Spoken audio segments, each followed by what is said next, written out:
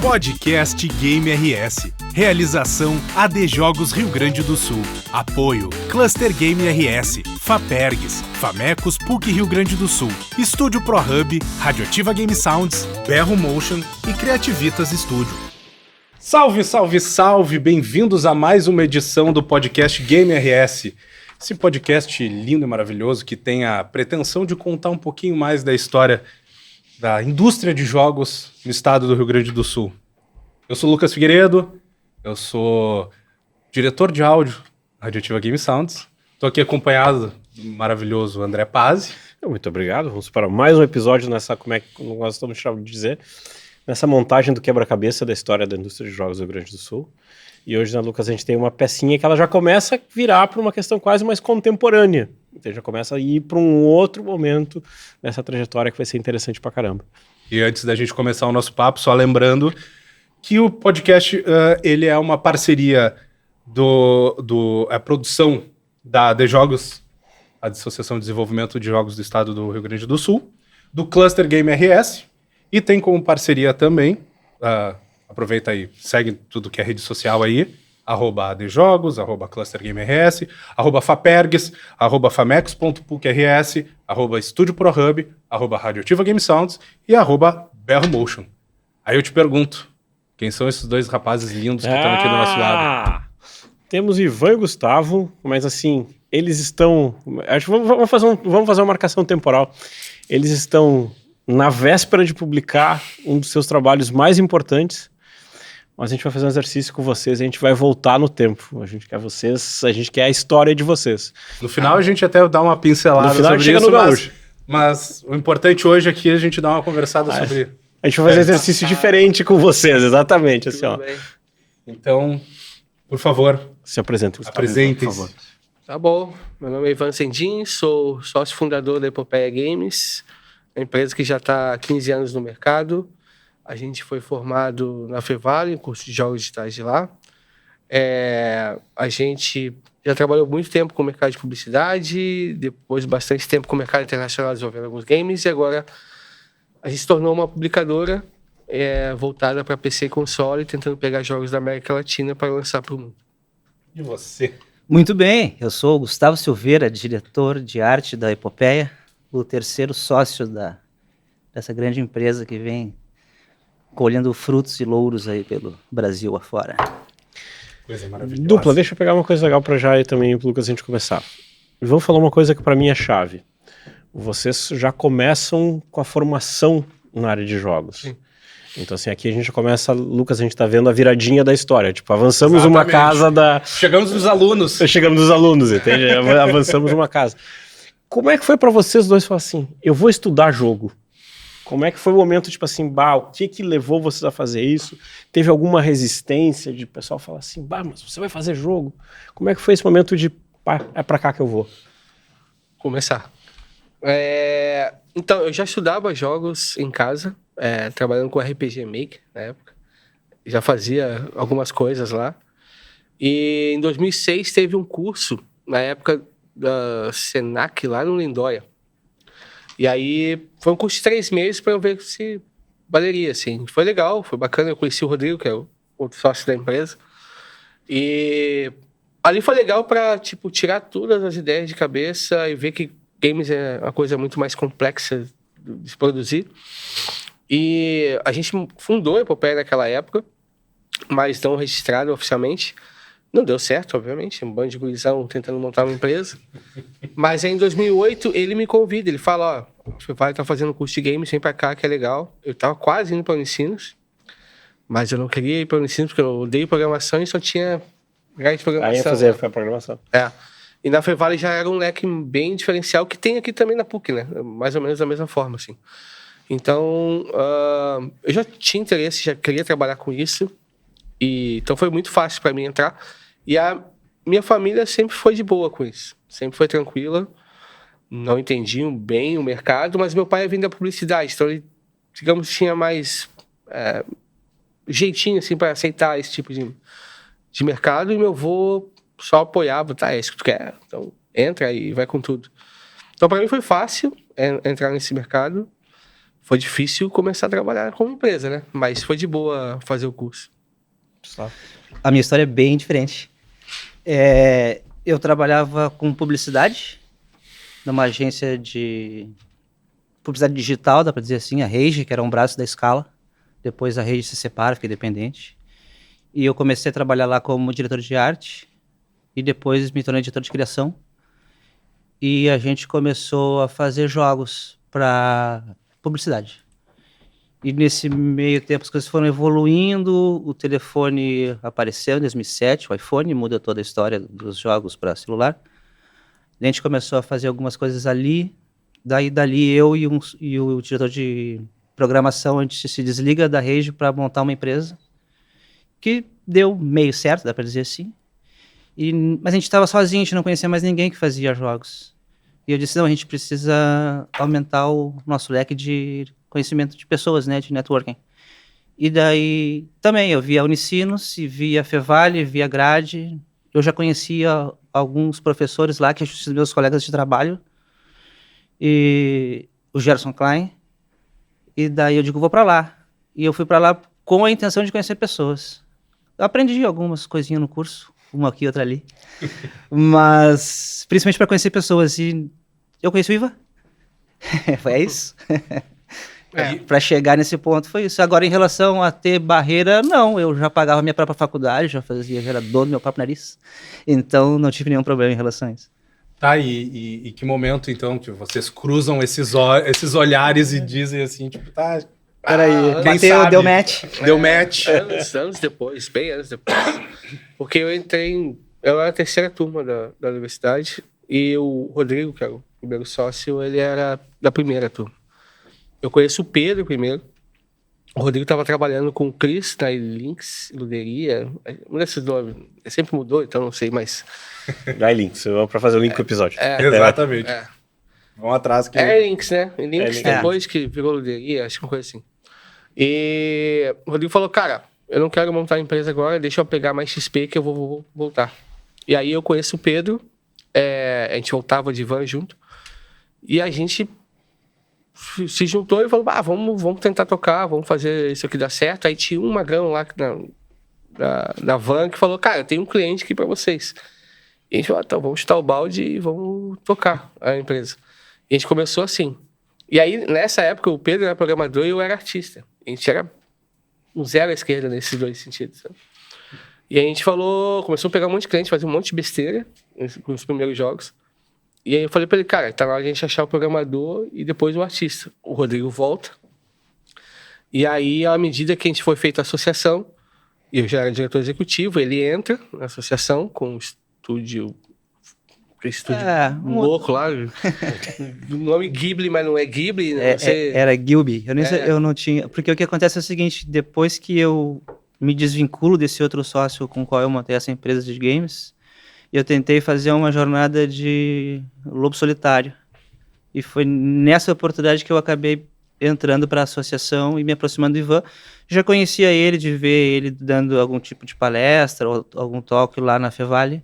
Mas daí quando entra na associação a gente se aproxima e aí a gente começa a fazer uns trabalhos juntos, mas eu como freela deles, vamos dizer assim.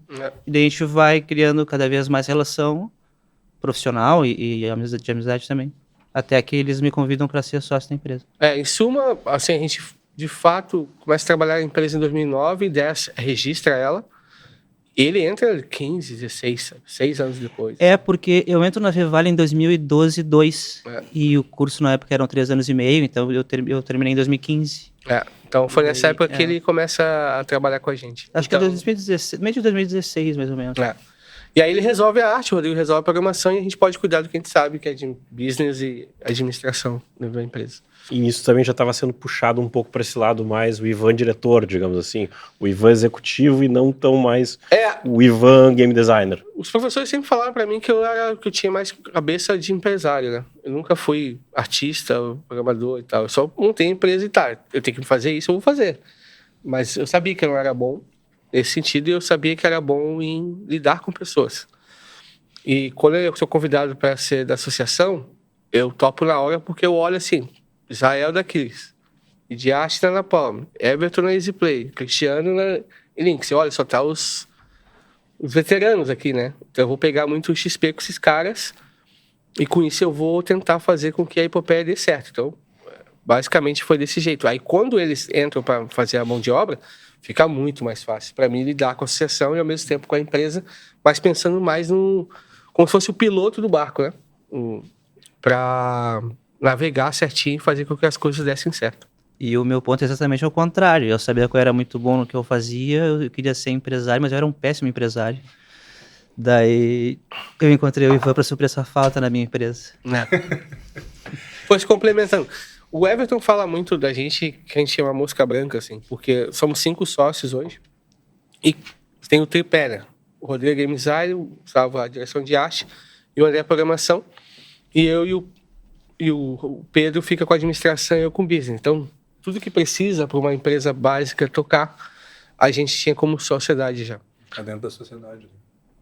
Então se der qualquer problema, tá os 5 lá, né? Se a gente falir, espero que não. Não, na sequoia aí, vamos bater 3 vezes 3, 9. Pra manter a empresa numa boa. Tá, mas a gente brinca bastante, já virou a figura de linguagem aqui do podcast, que é o botar o chapéu de explorador. Então, vamos até voltar nisso. Nisso, porque vocês então acabam entrando no mercado mesmo, já muito próximo da formação da associação. Mas o que vocês tinham... Como vocês viam o mercado antes da associação? O que vocês viam do mercado antes disso? A gente não via o mercado. O Gustavo entrou depois, então, mas assim, a gente não via muito o mercado. Aquiles, Marcinelo mesmo, a gente, do Thorin na época, né, a gente só via que era um bando de maluco fazendo jogo, mas a gente não tinha um mercado. A gente só tinha referência ao que tinha na universidade. Então a gente sabia que existia uma Unicinos, uma Fevale e uma PUC. Mas a gente não sabia que existia um ecossistema de mercado. Eu acho que o Marçal e o Cris ajudaram muito nessa questão. O Paz aqui com a PUC, mas o Marçal e o Cris tentando fundir o ecossistema. Tanto que ele chama a gente para uma janta, um almoço, aqueles almoços luxuosos do Marçal que tinha na época, que eu tinha 10 pila no bolso, ficava tomando água, e deixava os caras comer e ficava ouvindo, né? Não tinha dinheiro. E aí tava lá, começou a juntar os caras da Napalm, da Easy, não sei o quê. Eu falei, tá. Tem outras empresas aqui. Tem mais maluco. Tem mais maluco. Eu só conhecia na época antes SoftLogic e o Aquiles. Essa que eu conhecia na época, assim. E aí foi juntando na mesa um bando de maluco e a gente falou, tá, beleza, tem alguma coisa aqui que pode acontecer. Então, basicamente, todo o mercado eu consigo entender mesmo, e tinha na época muito forte o SB Games, né? O SB Games era muito forte. Então, ali em 2002, quando a gente vai para Brasília, que a gente vê, de fato, um ecossistema de games. A gente viu a Abra Games, com a Apple, com o Fred. Então, a Fevale levava lá para os eventos deles. Então, a gente, a partir daí, começou a entender que existia um mercado de games de verdade. E não tinha muita informação também. O YouTube era início ainda, sabe? Então, não tinha muita informação sobre o mercado. E aí, com a associação que a gente começou a entender. Tá, agora existe um ecossistema e vamos embora, sabe? Tanto que a gente... Quando começou a produzir os primeiros games, a gente sentia na cara e coragem, a gente nem sabia o que estava fazendo direito, sabe? Sim. A gente só, basicamente, pegava o conhecimento que a gente já tinha aprendido na universidade e vamos lá. Da minha experiência de mercado, é mais ou menos a mesma coisa. Como eu vinha da publicidade, eu sabia que tinha algumas coisas acontecendo. Aqui eles estavam fazendo umas experiências com alguns jogos de Unity rodando em um WebGL. Então eu conseguia entregar, eles diziam que eles entregavam qualidade de PlayStation para publicidade. E então isso chegava em mim porque estava dentro do mesmo ecossistema da publicidade ali. E eu conhecia a SoftLogic de ouvir, assim, acho que eu ouvi um podcast muito antiguíssimo aí, de alguém falando da SoftLogic. E eu conhecia o Klein, o Gerson Klein, porque ele também trabalhava com publicidade antes. E a gente chegou a trabalhar junto um período de tempo. E daí depois ele trabalhou na SoftLogic e ele gosta muito do Christopher também, então o meu conhecimento era extremamente raso, era isso que eu sabia. Daí depois que eu entro para The Jogos, eu começo a enxergar um mundo maior, assim, e outras possibilidades e oportunidades. Como é que é quando vocês veem o primeiro jogo de vocês na rua? Qual que é o primeiro jogo que a gente pode olhar e dizer assim, esse é o primeiro jogo da Epopeia? Mas Eu tô perguntando porque essa é uma que eu também tive dificuldade de encontrar anos depois. tu diz, tipo, como prestação de serviço ou como... O primeiro de vocês, assim, mesmo Primeiro prestação que de vocês serviço. digam assim, esse é o nosso primeiro jogo. Aqui é o nosso Marco Zero. Cara, assim, ó, eu acho que o primeiro game que a gente fez foi um jogo que a gente foi quase processado pelo Inter. O Inter em 2010 foi pro Mundial, né? E perdeu lá pro Kidiaba, né? Foi 2010. É o Botafoguense falando, mas eu como gremista não vou deixar de concordar, ok? Tá, beleza. Nessa época, a gente fez uma brincadeira que era aquele workaholic, que os bonequinhos saem do barco, tem que bater. Nessa época, a gente fez os jogadores do Inter saindo e o Kidiaba pisando com a bunda, assim. E o Perenesto, depois que chegava numa pontuação X, o Perenesto, o Inter é demais, sabe? Fazia essas brincadeiras. E a gente botou isso num site que tinha da RBS mesmo. E, cara, a gente botou, eu lembro o seguinte, botou em 10 minutos, em 30 minutos a RBS já tava ligando pra gente. E aí... Mas ele foi hospedado pela RBS. Se eu não me engano, sim. Eu não lembro agora exatamente o site, mas era um site relativamente ok aqui do Rio Grande do Sul, famoso. A gente botou lá, deu 30 minutos, a RBS estava ligando para fazer entrevista e 1 hora depois a gente estava indo para a faculdade e todo mundo já sabia do jogo. Explodiu, viralizou, assim. Aí no outro dia o Inter já estava ligando para nos processar. Aí esse então é o jogo do Que Diabo. Foi um reganho, assim, que a gente botou lá e deu certo, assim, na época. A partir daí a gente começou a pegar clientes. Então a gente pegou, o primeiro cliente nosso foi um professor da Ubra, que tinha um livro desse tamanho, assim, com vários jogos dos alunos, e aí a gente fechou o negócio com ele para adaptar alguns games para forma digital. E eu lembro que quando a gente fechou com ele ia pagar muito pouco. A gente ganhou R$500. A gente ficou, ganhamos R$500 para fazer o jogo, sabe? E só que eu falei para ele assim, tá, a gente vai fechar com você, mas a gente pode usar o logo da Ubra? Porque não importa o nome do professor, importava o logo da Ubra. Exatamente, chancela E universitária. ele falou, pode. Eu falei, beleza, então aqui eu vou começar a expandir as negociações com outros. Aí daí vem o Inter, daí vem os outros, sabe? Aí a gente começou a fazer jogo com o Inter e outras Virou o jogo. De quase os processados a gente fechou com a Samantha Carvalho, que era filha do Fernando Carvalho. E aí a gente fez um jogo pro Inter na época lá. Mas eu diria que o primeiro foi esse do Que Diaba e depois esses jogos educacionais. E, cara, eu lembro que quando a gente fez a primeira vez o CD, ele ia vender numa exposição, aí você ficava imprimindo 50 CDs e botando adesivo e mandando pros caras nessa época, sabe? Foi bizarro, assim. E os jogos eram umas porcarias, assim, fez tudo errado. Ou seja, literalmente era a build do jogo. Botava uma build física, assim. Eram jogos em flash, era muito ruim. Então, esses poderiam ser os primeiros games da empresa, assim. Isso tem registrado.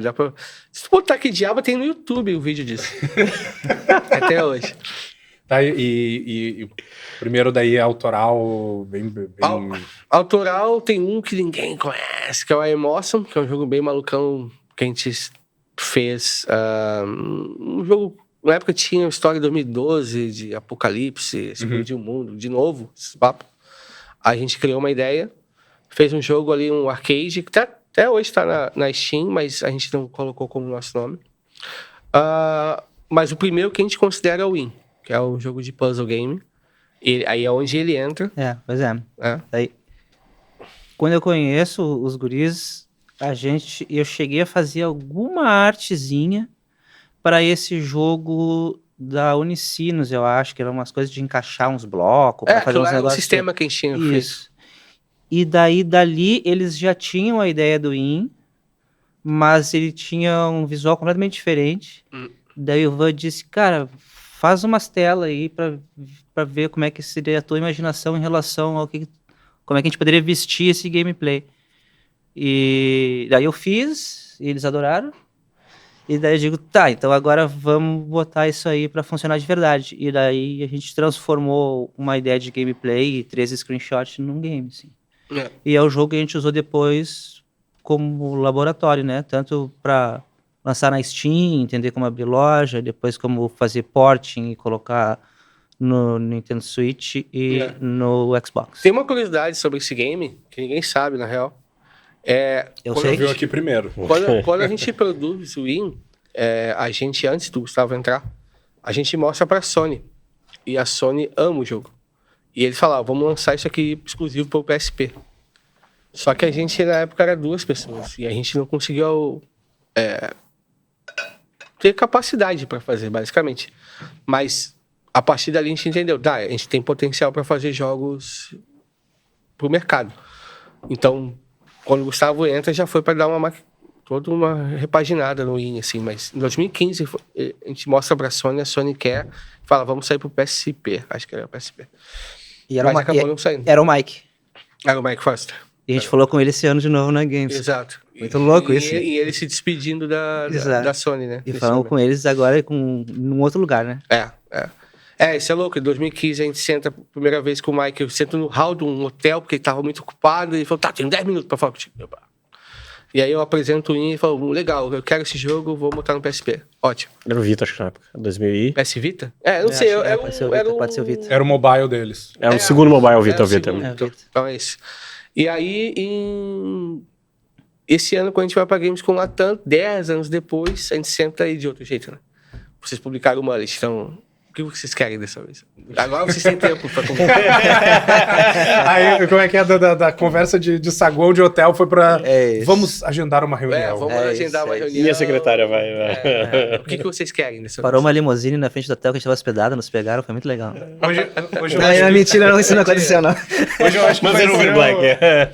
Hoje eu acho que vai ser o papo mais nesse clima idas e vindas, porque deixa eu já enganchar isso, assim, tipo...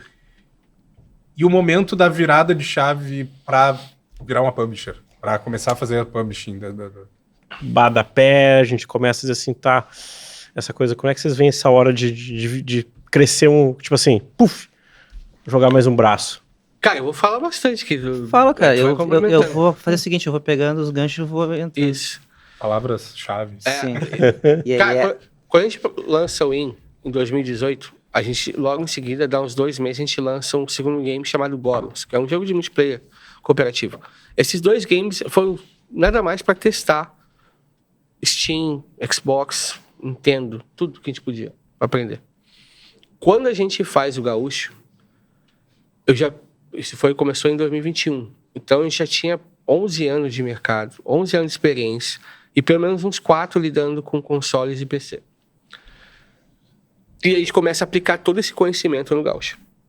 Quando dá a pandemia, a gente conversa com o Martinello, né? Os Posteios, agora a Hammer 95, a gente... Ele acaba ouvindo esse conhecimento que a gente estava tendo, eu que sou fissurado em Steam, e ele fala, cara, eu vou com vocês, porque eu tenho publishers, eu tenho propostas, mas vamos fazer uma parceria entre nós, porque eu acho que você tem potencial para ser uma publisher, e vamos ver se você fecha. E eu falei com os guris, e a gente falou, tá, vamos embora, né? E aí todo o conhecimento do Gaúcho, algumas coisas que eu peguei com o Gaúcho, já tinha passado o time em alguns pontos pro Gaúcho, e com o Mullet eu poderia pegar todo esse XP e aplicar de novo.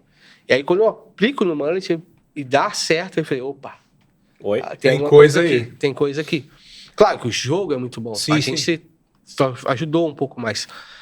Mas aonde a gente dá o start realmente como publisher é quando a gente começa a ver que o Mullet está certo e a gente está cansado da prestação de serviço, mas está num nível absurdamente cansado. Assim. A gente estava começando a se estressar muito com um cliente que a gente já tinha 7 anos juntos.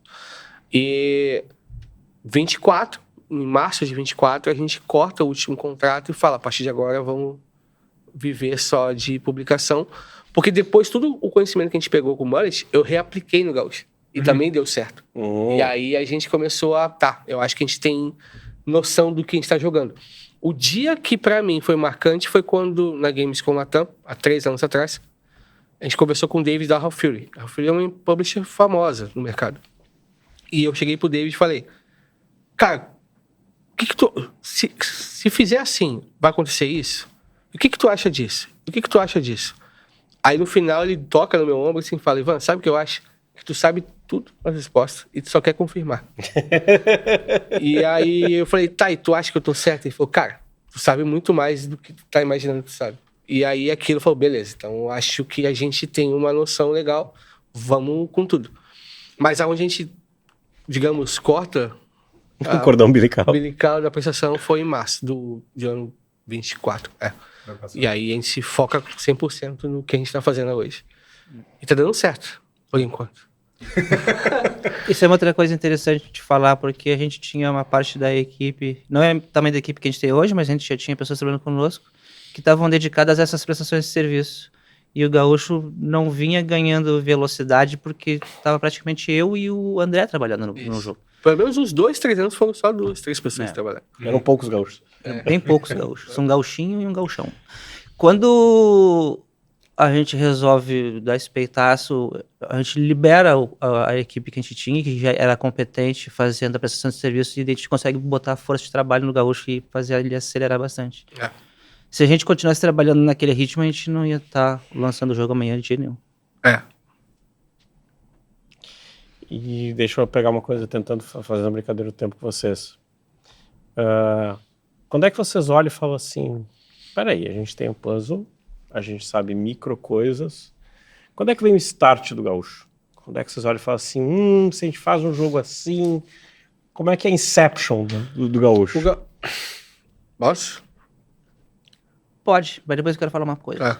O Gaúcho não começa em 2020, o Gaúcho começa em 2015. Aqui, na PUC. A associação tinha ganhado um edital, através da GDI, alguma coisa assim na época, em que, na verdade, era a PL de Games, e que investia em várias capacitações. E uma delas a gente trouxe um cara chamado Rodrigo Mota pra cá. Ele é um cara lá, coordenador de alguma universidade de Pernambuco, como assim, de jogos. Na época ele fez um jogo chamado Chilo. Não sei se você conhece, mas tinha um jogo chamado Chilo. Isso é um tipo estilo árido, assim. Só que é plataforma e a estilografia, assim. Isso. E aí, esse jogo tinha tido uma repercussão internacional. Ele tinha dado essa palestra. E a gente sai dali e vai para um churrasco. Almoçar. E nesse dia a gente fala com o Rodrigo e ele fala, cara, tá faltando muito jogo sobre a cultura brasileira. Aquilo dá um estalo em mim e nele, a gente estava junto. E fala, cara, a cultura do Nordeste é foda, mas a do Rio Grande do Sul também é. E por que a gente não faz um jogo sobre a cultura daqui, sabe? E aí a gente cria uma ideia, um teaser, a gente publica esse teaser, gera uma repercussão na mídia e a Eleven Beat vem pra cá nos ver. Porque eles estavam interessados em conversar com a gente e publicar esse game. Uma publisher polonesa. Uma publisher polonesa do Wolf Mine, Frostpunk, essa galera aí. Isso era antes do Frostpunk. E aí, quando eles vêm pra cá, eles conversam com a gente, metem uma certa pressão, e a gente tenta por 2 anos desenvolver um adventure. A gente até traz o Christopher Castermaid para ajudar na parte narrativa do jogo, tudo. E a gente fica 2 anos tentando desenvolver esse game, falha miseravelmente, apresenta para eles, eles falam, tá, porcaria, eu falei, concordo. E aí a gente viu que não tinha experiência ainda, e a gente engaveta o jogo. E a gente só volta a pegar ele em 2020, quando tem o edital da Secretaria de Cultura. Esse era o ponto que eu queria, porque o que acontece? A gente, nesse meio tempo, passa a prestar serviço para uma empresa chamada Air Console, que é da Suíça. E ali a gente começa a ganhar bastante experiência, o André entra para programar, depois a gente convida ele para ser sócio também. E ali a gente tem a oportunidade de desenvolver um jogo chamado Mega Monster Party para eles. E é um jogo de um escopo bem maior do que a gente vinha fazendo. E a gente diz, tá, nós vamos ter que dar conta. Fechou o contrato, era um dinheiro também que foi bem interessante para mudar também o patamar da empresa. E ali, eu e o André, a gente aprende um monte de coisa. A gente consegue entregar o jogo bem, eles gostam. O jogo ficou bastante tempo em primeiro lugar na lista deles lá. E é massa. Obrigado. Massa. E, então isso aí também ajudou a dar bastante robustez técnica para essa versão do Gaúcho que está aí agora. Acho que foi o primeiro trabalho da Radioativa com a gente, não foi? Eu acho que foi. Acho que foi a primeira vez que a gente fez uma...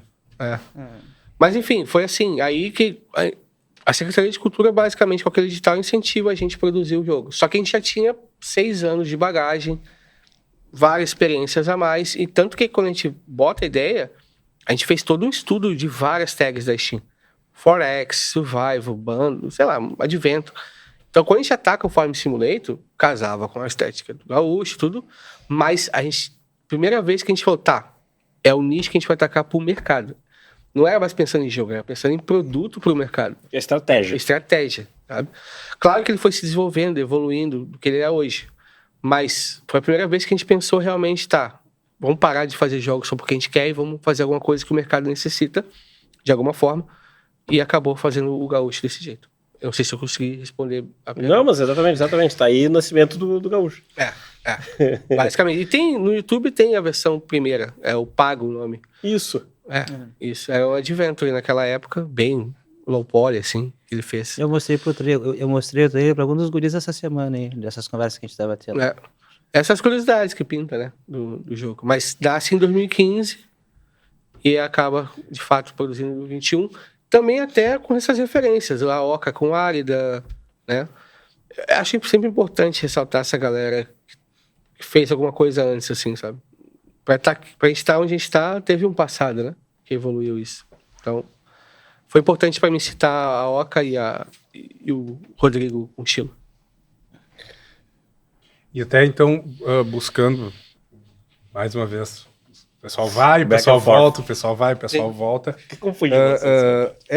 Hoje vai ser... Hoje tá divertido. Hoje é esquizofrenia nesse sentido, assim, é uma coisa, a gente vai...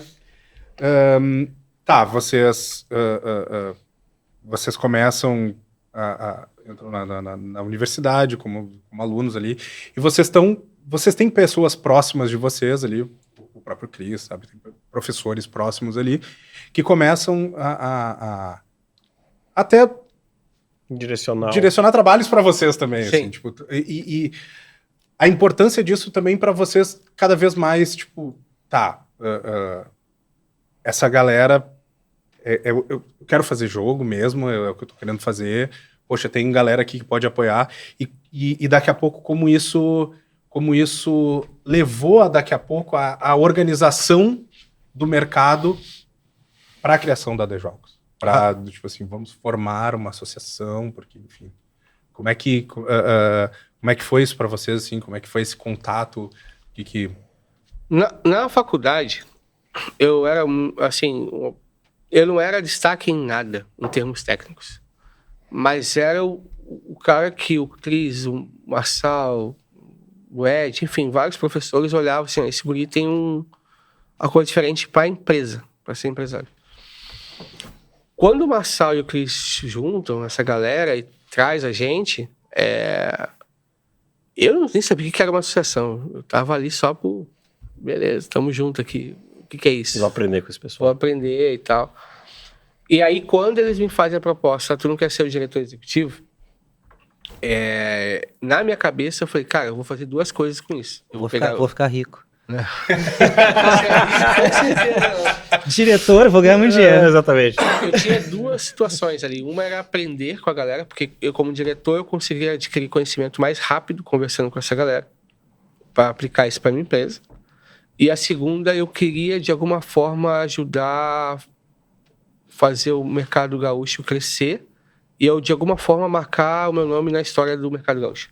Eu tinha essa vontade, assim, sabe? Tanto que o meu salário era R$1.000, né, diretor executivo. Você não... O que motiva isso? Uhum. Então, não era por isso, era por aprendizagem, assim. Quando a gente constrói essa associação, ela foi uma bagunça no início, assim, tipo... Eu lembro da mesa que decidia uma diretoria, quem vai ser diretor? Ah, Ivan. Quem vai ser diretor financeiro? Ninguém levantava. Aí eu, meu avô pode ser contador, sabe? Assim foi. E a gente montou a primeira ali, aí quando terminou, o Marcelo falou, beleza, agora vocês têm um compromisso com o Sebrae, daqui a 1 mês vocês têm que fazer um evento de games. Foi assim. Obrigado. Valeu. E o Diarte foi fundamental para isso. E o Diarte já veio aqui ou ainda não? Não. O Diarte foi fundamental para a ação crescer. E aí, basicamente, nesses primeiros 3 anos, foi aprendendo, tomando um monte de porrada, entendendo como é que era lidar com o governo, com a universidade, com o Sebrae, com não sei o que e tal. E aí, quando para eu sair, as pessoas pedem para eu ficar, e eu falo, tá, agora vai ser do meu jeito, não vai mais ser dessa loucurada. Porque eu comecei a aprender que tem que chegar a Matrix por trás, tem que entender que cada papel funciona e a partir disso jogar certo o jogo, sabe? Organizar as coisas. Organizar as coisas. Só que uma coisa que eu achava legal é que existia já ideologia, apesar de ter pessoas dentro que não queriam mais ou menos isso, existia uma ideologia de parceria entre as empresas. E eu queria disseminar mais isso, assim, não ter essa coisa de brigar entre as empresas. Tanto que qualquer empresa, até hoje, entra na associação com essa ideia, não vinga na associação. Então essas coisas ficaram legais. Eu fui aprendendo, fui tentando fazer as coisas acontecerem assim, dentro da associação. Mas eu acho que a associação foi fundamental para construir um ecossistema de verdade de games. As universidades foram que pariram as crianças, sabe? Pariram todo mundo aqui do mercado. Tirando raras exceções, assim, mas quase todo mundo que está no mercado hoje, que é veterano, saiu das universidades de games, sabe? Então, para mim, o papel da universidade foi esse, e aí essa galera mais veterana juntou e formou essa associação que, de fato, fez a coisa organizar, e a gente acabou virando referência para os outros estados, né? Para fazer com que pudesse organizar os outros estados também.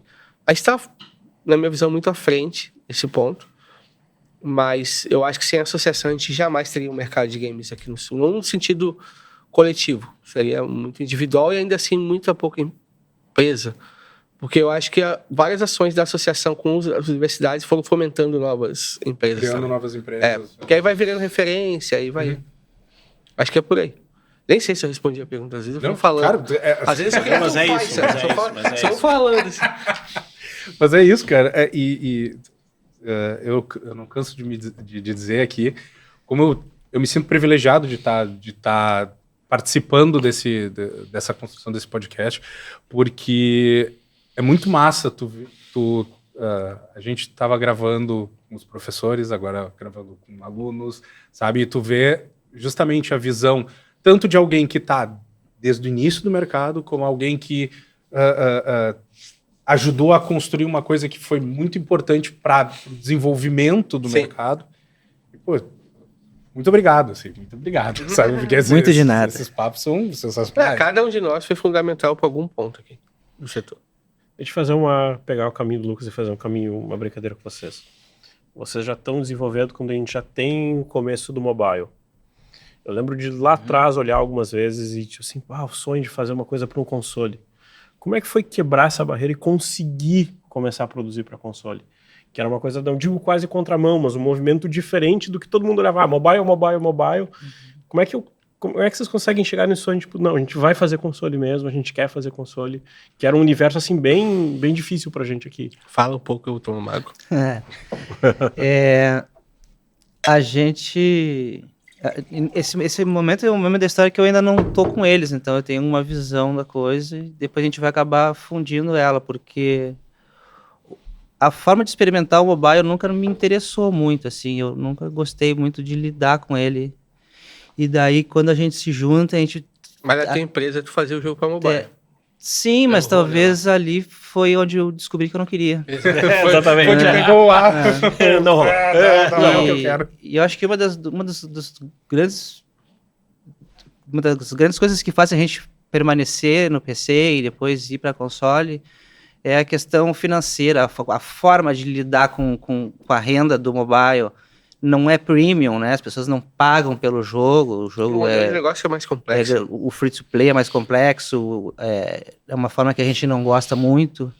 A gente disse, cara, não vamos por aí porque não é a nossa. Se a gente seguir nesse caminho, a gente vai acabar ficando infeliz. Então vamos encarar o console e a Steam. E a Steam também facilitou bastante, né? A gente tinha o Greenlight antes, que tu tinha que submeter teu jogo lá, passar por uma votação, até ganhar o sinal verde para poder publicar. Depois isso foi derrubado, então hoje tu paga $100 e coloca teu jogo lá e tá tudo certo. Então essa barreira também diminuiu. Hoje a gente sabe que a Steam também é trampolim pro console. Se a gente lança o jogo para Steam, daqui a pouco ele vai abrir porta para ser publicado nos consoles. Então eu acho que é por aí. A gente fez... Esse é um ponto bom de prestação de serviço. Você testa muita coisa sem, de fato, querer. Tu recebe dinheiro, tu vai lá e executa. Cara, no mobile, o próprio jogo pro Inter foi um inferno. Eu nunca mais quero fazer jogo mobile na minha vida, depois que a gente fez, né? A gente fez Flash pro mobile, assim. E a gente odiou. E...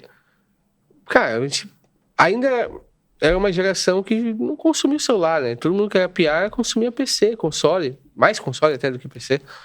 Então, eu acho que foi natural, assim, o sonho era fazer jogo para PC e console.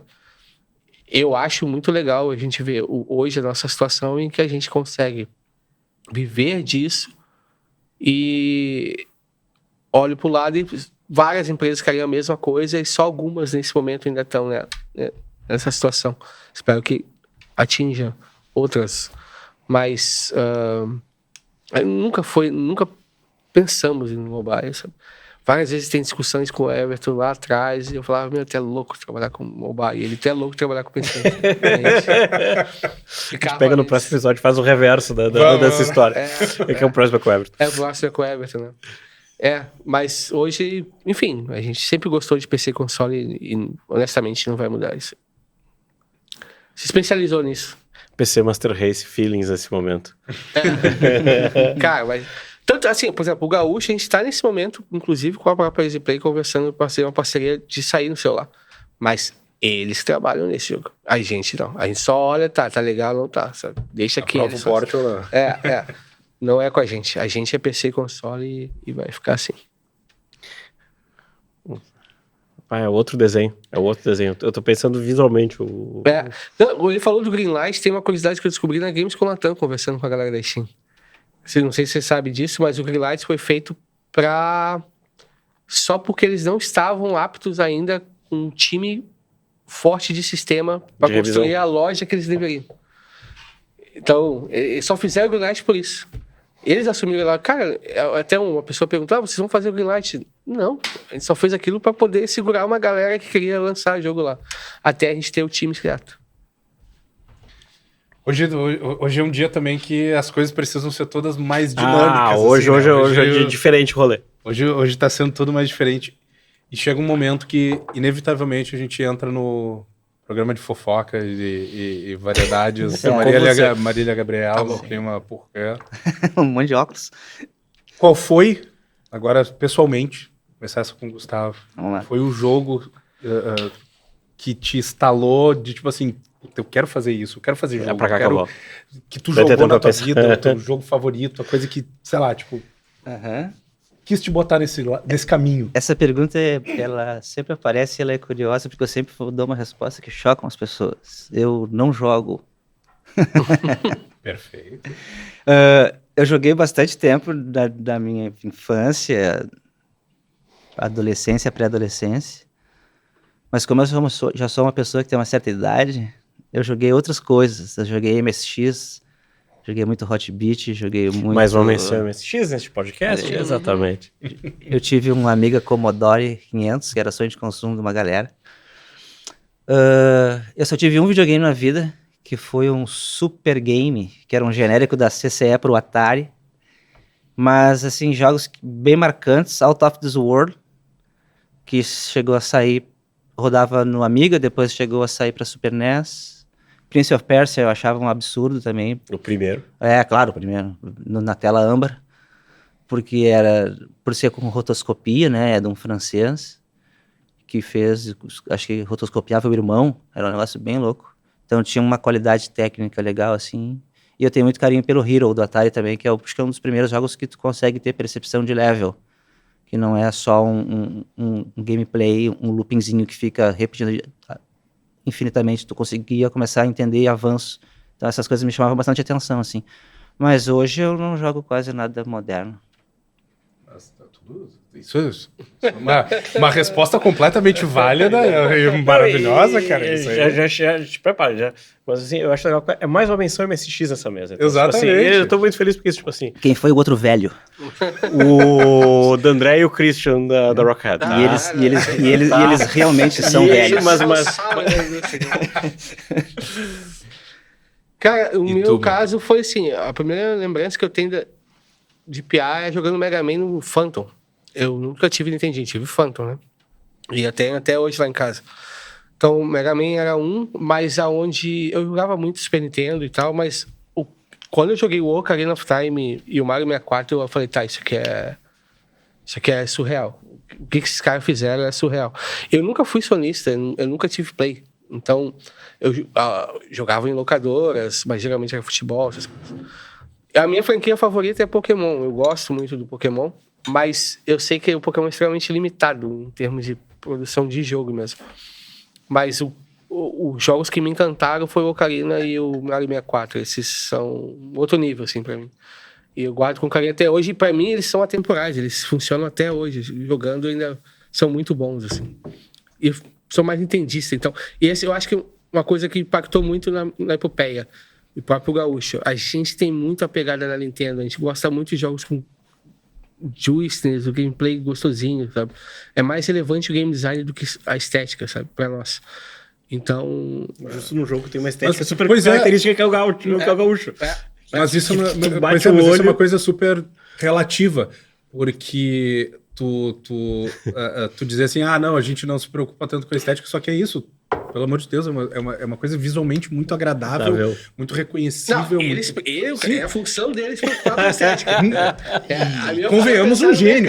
Muito obrigado. Eu posso contar uma curiosidade? Mas, por favor... Como eu não tinha videogame, meu pai não me dava videogame, porque ele dizia que era coisa de vagabundo, eu criei uma empresa chamada Joystick System, que eu consertava joysticks. Então, as pessoas... Eu ia na locadora e deixava cartãozinho. E as pessoas começaram a entender que eu realmente consertava direitinho. E daí começava a deixar o videogame lá em casa. Não, tem que deixar o videogame em casa uma semana. Que é pra eu poder testar. Em meia horinha ele resolveu o problema. Na hora, E majoritariamente era Nintendo. Então eu joguei muita coisa de Nintendo, mas daí do pré-Super NES, o 8-bit, né? O Nintendinho. Aquele que era douradinho com vermelho, Famicom, vermelho escuro. Famicom, Então eu joguei bastante Nintendo... Tudo graças à minha primeira empresa, Joystick Systems. Empresário nato. Tu fala que não. Eu não sou muito bom dessa parte do business. Mas o problema é que as ideias eram boas, mas a execução era horrível. Todas elas faliram. Cara, que coisa sensacional. Bom, gente, a gente precisa começar a encaminhar os finalmente. Uma palavra final de cada um de vocês. Alguma coisa. Além de óbvio. A gente tá gravando esse episódio no dia anterior do nascimento. Véspera do lançamento do Gaúcho and the Grassland. Mas uma palavrinha final, então. Obrigado por nos convidar para falar um pouquinho da história da empresa, um pouquinho do mercado. 15 anos já nesse corre. A gente vai lançar agora o Gaúcho. Vamos sair daqui, vamos celebrar um pouco essa conquista. E, cara, basicamente assim, para quem está nos assistindo, que está interessado em montar sua empresa, conversa com seus professores, suas universidades que vão te direcionar, tem a associação que vai te ajudar a guiar melhor do que foi na nossa época. Se você é estudante e quer entrar no mercado de trabalho, esse é um mercado que está bastante ativo, tem bastante oportunidade para trabalhar. E a gente está com esse sonho de se tornar uma publisher referência na América Latina. Então, acho que só através dos nossos jogos que a gente vai provar se a gente é bom ou não. Conseguimos com o Mullet, vamos ver se com o Gaúcho também corresponde. Mas é isso, vamos ver o que acontece com a gente nos próximos anos. E quando a gente conversa de novo com vocês de uma maneira diferente do que está dentro. Agendado. Faço das minhas palavras, do Ivan as minhas palavras. Agradecer o convite de vocês dois. A gente está aqui. A gente já se conhece de longa data, né? Agora tem mais uma profissão, podcaster. Muito obrigado. E é isso aí. Procurem a Epopeia, né? Nas redes sociais todas. Escrevendo Epopeia Games, tu vai achar em praticamente todas elas. Acho que todas elas, né? É com o mesmo nome. O Gaúcho, o Mullet.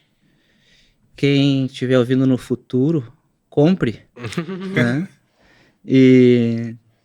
Já pode dizer. Já e pode faz dizer, o review.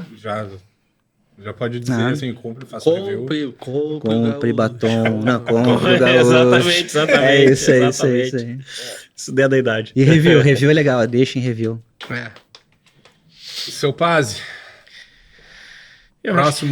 O próximo a gente vai para o caminho que foi mencionado, que foi o Everton. A gente vai para Easy Play, vamos como é que é o Suraco lá do mobile, mas isso também é como é que é?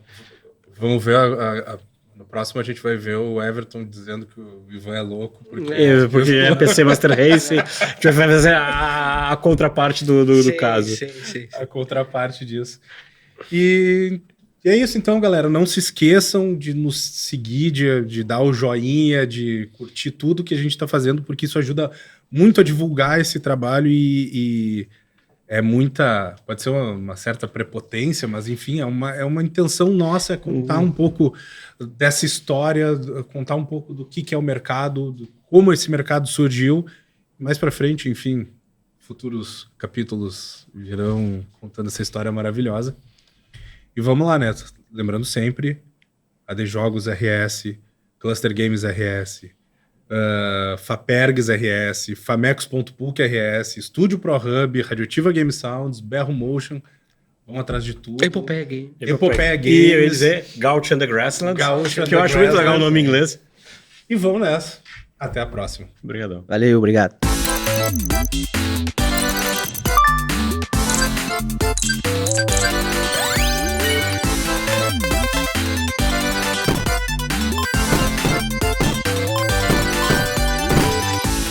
Podcast Game RS. Realização AD Jogos Rio Grande do Sul. Apoio Cluster Game RS, Fapergs, Famecos PUC Rio Grande do Sul, Estúdio ProHub, Radioativa Game Sounds, Berro Motion e Criativitas Studio.